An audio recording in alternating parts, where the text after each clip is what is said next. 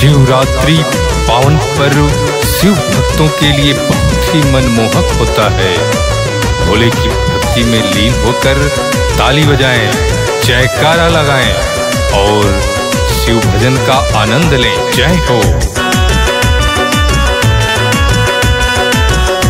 शंभू सरकार की जय हो।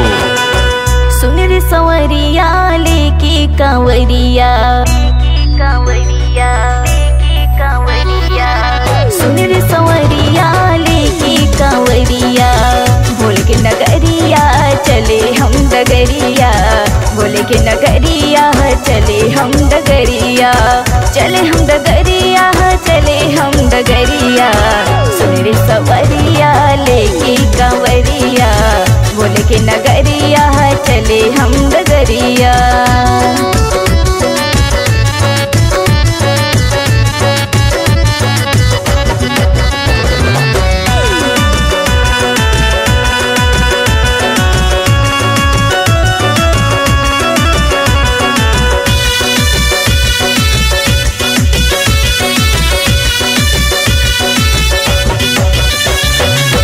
बम बम का नारा है जपते ही जाना है, राहों में आए मुश्किल फिर भी ये जाना है।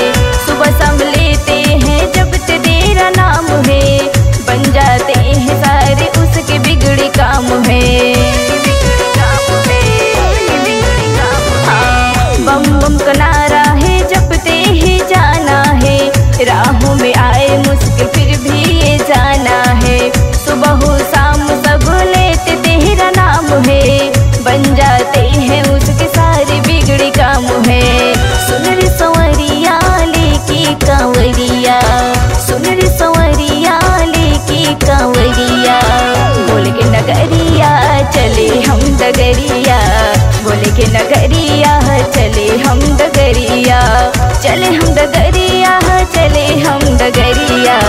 सुन रे संवरिया लेके कांवरिया, भोले के नगरिया चले हम डगरिया।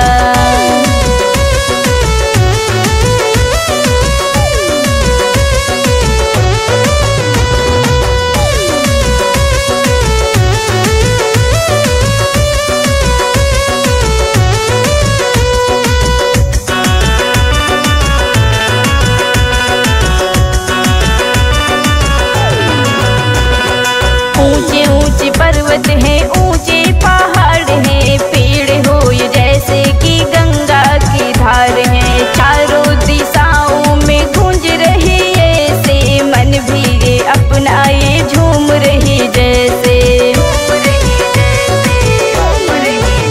हाँ, ऊंचे ऊंचे पर्वत हैं, ऊंचे पहाड़ हैं, पेड़ हो ये जैसे कि गंगा की धार है। चारों दिशाओं में गूंज रही जैसे, मन भी ये अपना ये झूम रही जैसे।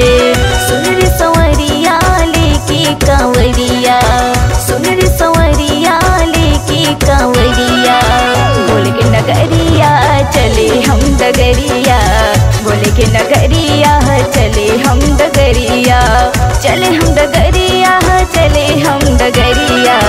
सुन रे संवरिया लेके कांवरिया, भोले के नगरिया चले हम डगरिया, सुन रे संवरिया लेके कांवरिया, भोले के नगरिया चले हम डगरिया।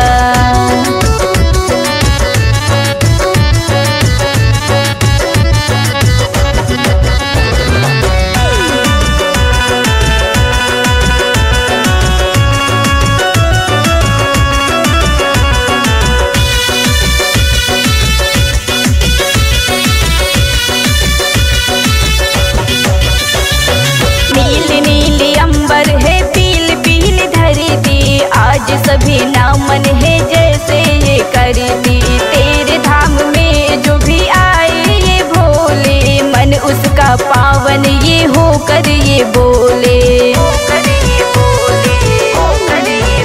हाय नील नील अंबर है, पील पील धरती, आज सभी तुझको है नामन ये करती, तेरे धाम जो भी आए ये भोले, मन उसका पावन ये होकर ये बोले। सुन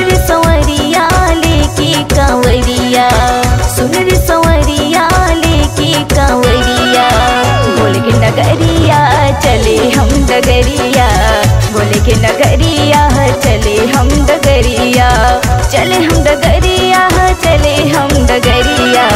सुन रे सवरिया लेके कंवरिया, भोले के नगरिया चले हम डगरिया। सुन रे सवरिया लेके कंवरिया, भोले के नगरिया चले हम डगरिया।